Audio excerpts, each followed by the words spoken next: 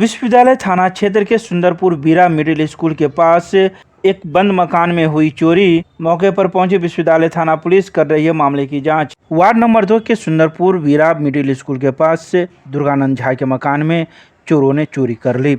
दुर्गानंद झा अपने किसी काम से पूरे परिवार के साथ कोलकाता गए थे, तभी चोरों ने बंद घर को देखा और वहां चोरी कर ली। मौके पर पहुंची विश्वविद्यालय थाना पुलिस मामले की जांच कर रही है। मौके पर मौजूद चश्मदीद का कहना है कि दुर्गानंद झा अपने परिवार के साथ कोलकाता गए थे और किसी काम से गए थे, लेकिन अज्ञात लोगों ने बंद घर को देखा और उसके घर में चोरी कर ली। जब दो लॉकर टूटे हुए हैं, जिसमें कुछ गहने एवं कुछ नकदी रखे हुए थे, जिसे चोरों ने चोरी कर ली। वहीं इस संबंध में दुर्गानंद झा को भी सूचना दी गई तथा विश्वविद्यालय थाना पुलिस को भी सूचना दी गई। विश्वविद्यालय थाना पुलिस मौके पर पहुंचकर मामले की जांच में जुट गई है। सुंदरपुर बीरा मिडिल स्कूल के पास श्री दुर्गानंद झा जी का आवास है, वार्ड नंबर 2 में। कल वो शाम को यहाँ से कलकत्ता निकले हैं और इसी बीच कल रात में उनके घर का बाहरी गेट का दरवाजा को तोड़ते हुए कुछ अज्ञात लोग घुसे हैं और घुसने के बाद दोनों लॉकर को तोड़ के कुछ नकदी और कुछ जेवर ले गए हैं। और जैसे ही इसकी सूचना हमको मिला, हमने आके देखा, हमने पुलिस को फ़ोन किया है। पुलिस ने तुरंत कार्रवाई करते हुए यहाँ आके वो अपना छानबीन और अपना काम कर रहे हैं। शंका हम किसी पर नहीं कर सकते हैं। कुछ हमारे मोहल्ला के प्रत्यक्षदर्शी लोग हैं जो वो लोग पीछा किए हैं और उन्होंने पुलिस के सामने अपना स्टेटमेंट दिया है और फिर देखिए पुलिस आगे कार्रवाई करती है जो क्या होता है।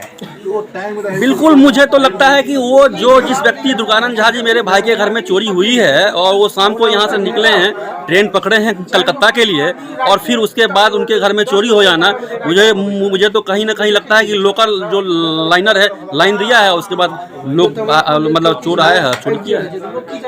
जी गृह स्वामी ने ही मुझे 4 बजे सुबह में फ़ोन करके बोला है कि मेरे घर में चोरी हो गई है। उनकी माँ ने उनको फ़ोन किया था, तब हम लोग आगे मोहल्ला में लोग। उनकी माँ यहीं रहती है? जी। क्या नाम है आपका? मेरा नाम रिंकू कुमार झा। एक करण क्लासेज इंडियाज नंबर 1 ऑफ ज्ञान सरिता पब्लिक स्कूल रोहेलागंज कैदराबाद में हम कराते हैं bank, railway, SSC, CSAT, CTT, management, defence and all other general competition exam की तैयारी। संपर्क करें, हमारा नंबर है 9934849798। दूसरा नंबर है 7633955870।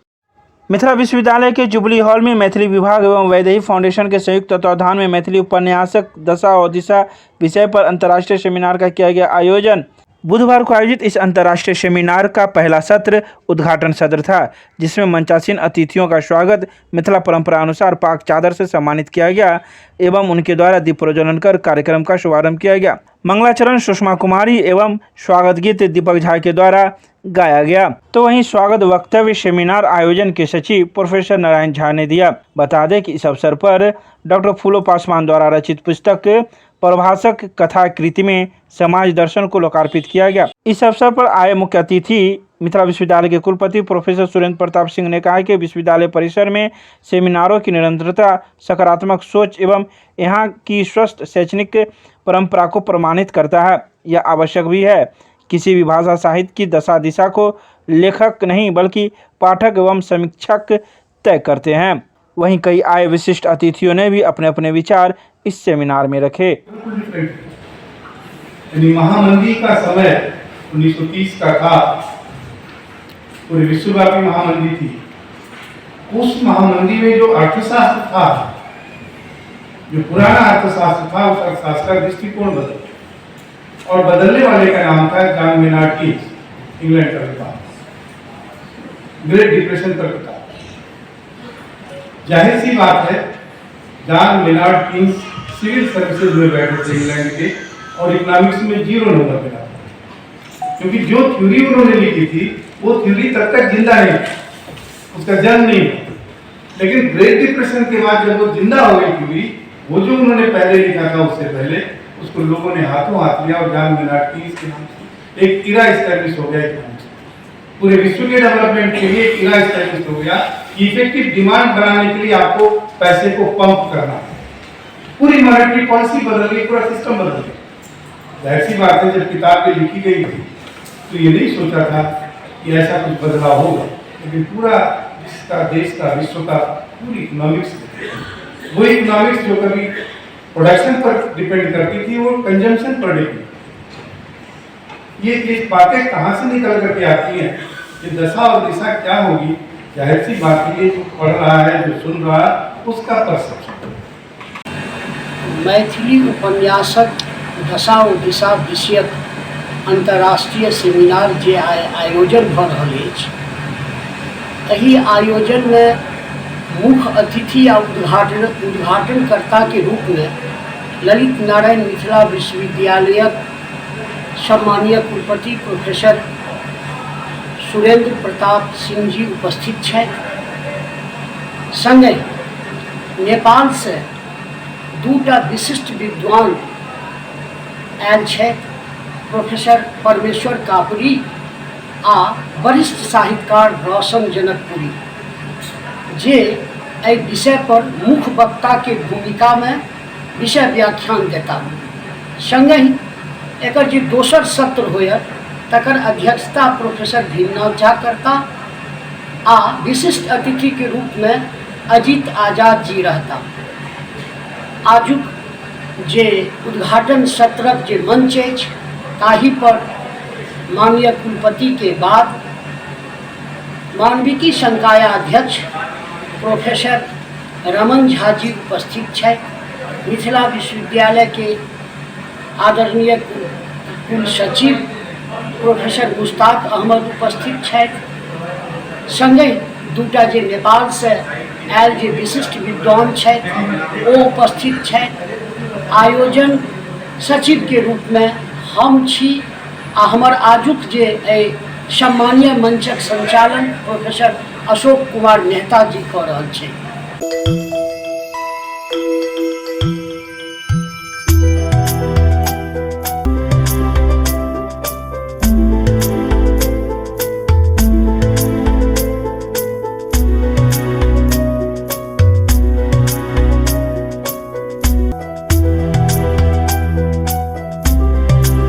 आयुर्वेद अस्पताल में सैटेलाइट सेमिनार का किया गया आयोजन। बुधवार को आयुर्वेद अस्पताल में सैटेलाइट सेमिनार का आयोजन किया गया। इस सैटेलाइट सेमिनार में मुख्य अतिथि के रूप में भारत सरकार के पूर्व मंत्री पद्मश्री प्राप्त हुकुमदेव नारायण यादव मौजूद थे, जिन्होंने दीप प्रज्वलन कर इस सेमिनार का शुभारंभ किया। तो वहीं आयुर्वेद कॉलेज पटना के प्रोफेसर श्याम सुंदर Gupta, doctor Mahendra Singh, doctor Ganesh Prasad Gupta, doctor Arun Kumar एवं डॉक्टर रमन रंजन ने क्लिनिकल एविडेंस इन आयुर्वेद पर अपना व्याख्यान प्रस्तुत किए। संस्था के डॉक्टर दिनेश कुमार ने आयुर्वेद चिकित्सा में ज्योतिष शास्त्र की उपयोगिता पर व्याख्यान दिया। डॉक्टर विजेंद्र कुमार के द्वारा क्लिनिकल एविडेंस इन आयुर्वेद पर पावर पॉइंट प्रेजेंटेशन के माध्यम से रिसर्च वर्क को प्रस्तुत किया गया। मंच का संचालन डॉक्टर शंभू कुमार ने किया। इस अवसर पर doctor Manish Kumar Alok, doctor Mukesh Kumar, doctor Om Prakash Dwivedi, doctor Dinesh Singh इत्यादि कई लोग मौजूद थे।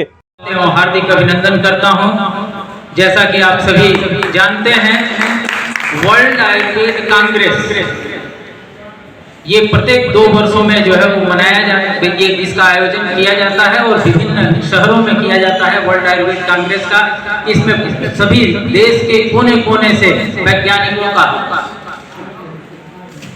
मेला सा लगता है। वहाँ पे पैरेलल सेमिनार चलते हैं और आयुर्वेद से संबंधित विभिन्न पहलुओं पे विस्तृत चर्चा की जाती है। इस बार 9th वर्ल्ड आयुर्वेद कांग्रेस जो कि दिसंबर में 8 दिसंबर से 10 दिसंबर तक गोवा में आयोजित की जानी है,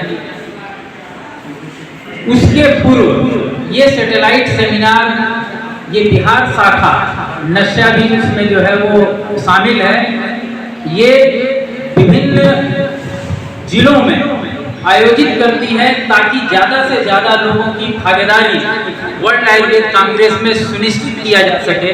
ज़्यादा से ज़्यादा चिकित्सक सभी लोग जो है वो उस कार्यक्रम में भाग ले सकें। इसकी जागृति के लिए, इसकी चेतना, इसमें चेतना लाने के लिए और ज़्यादा से ज़्यादा लोगों की सहभागिता सुनिश्चित करने के लिए ये छोटे छोटे सेमिनार का आयोजन किया जाता है।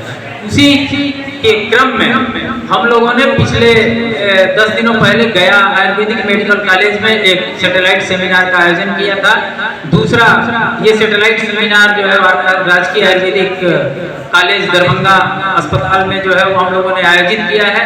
26 अगस्त को गवर्नमेंट आयुर्वेदिक कॉलेज पटना में सैटेलाइट प्रोग्राम करना है और इस बीच में 31 तारीख को हम लोगों ने बेगूसराय में समय दिया हुआ है, अभी सुनिश्चित नहीं हुआ है। जो है एक्चुअल सेटेलाइट जो है गोवा में जो प्रोग्राम होने वाला है वर्ल्ड आयुर्वेदा कांग्रेस, उसी का एक अंग है जो हर एरिया में बिहार में प्रसारित करना था। हमारे यहाँ भी प्रपोजल आया था कि इसको जो है यहाँ भी ये किया जाए। हमारे पास साधन की बहुत कमी थी, छोटा जगह था, लेकिन लोगों को का जो मनोभावना था उसको जो है आदर करते हुए हमने इस छोटी सी जगह में इसका आयोजन किया है। जो है हमारे माननीय अतिथि जो है पूर्व में भी आए हुए हैं और जैसा कि आपने सुना कि ये काफ़ी समय के भी पाबंद हैं। जो है इनका आशीर्वाद जो है बहुत जरूरी था, समय समय पर इनका आशीर्वाद मिलता है तो हम लोग भी एक्टिवेट होते रहते हैं जो है इसी ध्यान से। और आज जो है पंचकर्म और क्रियाकल्प का कुछ कार्य भी आज हम लोगों ने प्रारंभ किया है।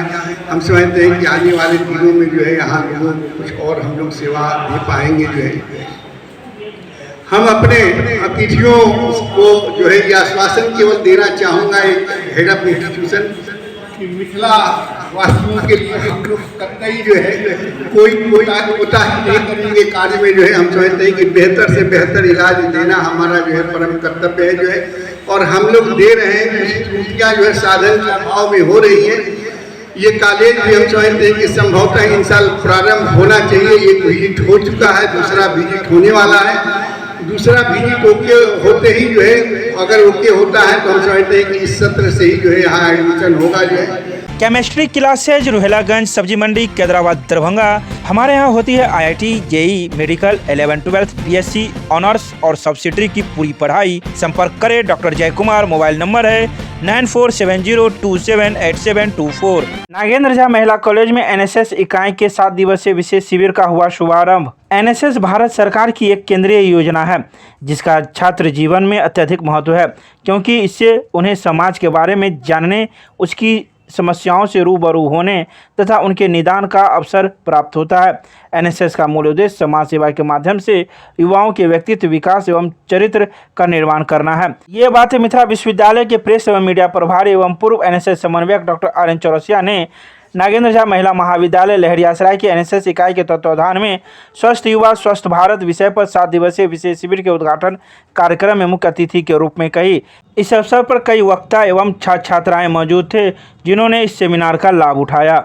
निर्देशानुसार राष्ट्रीय सेवा योजना इकाई नागेंद्र झा महिला महाविद्यालय के द्वारा स्वस्थ युवा स्वस्थ भारत विषय पर छात्राओं का 7 दिवसीय विशेष शिविर का आयोजन किया गया है और इसके दरमियान छात्राओं को उनके अपने जीवन को स्वस्थ रखने के लिए बहुत सारे ऐसे टिप्स सिखाए जाएंगे जिसका उन्हें भरपूर फायदा होगा। और यहाँ से सीखने के बाद वे अपने गांव दूर दराज इलाके में भी जाके वहाँ के लोगों के बीच में भी जागरूकता पैदा करेंगे। इससे जनमानस को बहुत फायदा होगा। मैं इस मौके पर विश्वविद्यालय प्रशासन को तहे दिल से साधुवाद देता हूँ कि महाविद्यालय परिवार को ऐसे कार्यक्रम को आयोजित करने का ये सुअवसर प्रदान किए हैं। बहुत बहुत धन्यवाद। महाविद्यालय लहरियासराय की NSS इकाई के तत्वावधान में आज 7 दिवसीय विशेष शिविर का उद्घाटन समारोह आयोजित हुआ। स्वस्थ भारत के लिए स्वस्थ युवा विषय पर यह थीम पर यह शिविर आयोजित है। 7 दिनों तक यहाँ के बच्चियाँ विशेषज्ञों से, डॉक्टरों से, शिक्षकों से स्वस्थ रहने के विभिन्न तौर तरीके को सीखेंगे, योगासन करेंगे, खेलकूद में भाग लेंगे, गायन नृत्य में भाग लेंगे और समाज में जा कर के जो मुकरवा मोहल्ला है इनका, इस कॉलेज का इकाई का लिया हुआ गोद, जा कर के जो सामान्य लोग हैं उन्हें शिक्षित करेंगे, प्रशिक्षित करेंगे, स्वच्छ रहने का, स्वस्थ रहने के तौर तरीके बताएंगे। यह शिविर कैंपस टू कम्युनिटी की यात्रा है और जो छात्राएं 50 इसमें भाग ले रही हैं, 7 दिनों के अंदर उनमें एक सकारात्मक परिवर्तन आएगा। वे अधिक आत्मविश्वासी होंगी, आत्मनिर्भर होंगी और श्रम की महत्ता को समझते हुए एक उपयोगी नागरिक, समाजसेवी नागरिक, देशभक्त नागरिक के रूप में वे विकसित होंगे। मैं डॉक्टर RN चौरसिया, विश्वविद्यालय प्रेस मीडिया पदाधिकारी एवं पूर्व समन्वयक NSS विश्वविद्यालय।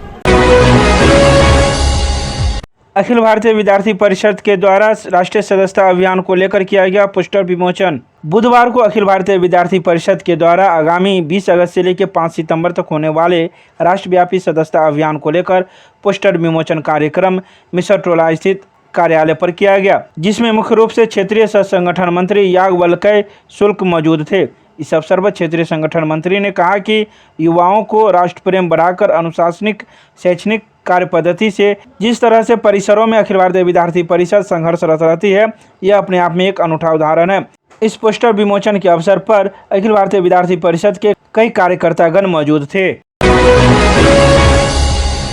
मिथिला विश्वविद्यालय में 8 सितंबर को AISF करेगा विभिन्न मांगों को लेकर प्रदर्शन। बुधवार को लालबाग में ऑल इंडिया स्टूडेंट फेडरेशन जिला परिषद सदस्यों की बैठक संगठन के जिला अध्यक्ष शशि रंजन की अध्यक्षता में आयोजित की गई, जिसमें सर्वसम्मति से सत्र नियमित करने, लंबित परीक्षा परिणाम प्रकाशित करने, विश्वविद्यालय में व्याप्त अराजकता के खिलाफ कोसी छात्रावास को चालू करने सहित विभिन्न मांगों को लेकर मिथिला विश्वविद्यालय में आक्रोशपूर्ण प्रदर्शन करने का निर्णय लिया गया। बैठक को संबोधित करते हुए संगठन के प्रदेश अध्यक्ष आमीन हामजा ने कहा कि केंद्र सरकार शिक्षा और छात्र विरोधी है। छात्र जैसे तैसे शिक्षा ग्रहण कर भी लेते हैं तो सरकार उसे सम्मानजनक रोजगार देने में विफल रहती है। बेरोजगारी देश का सबसे बड़ा दंश है। इस अवसर पर संगठन के कई कार्यकर्तागण मौजूद थे, जिन्होंने अपने अपने विचार रखे।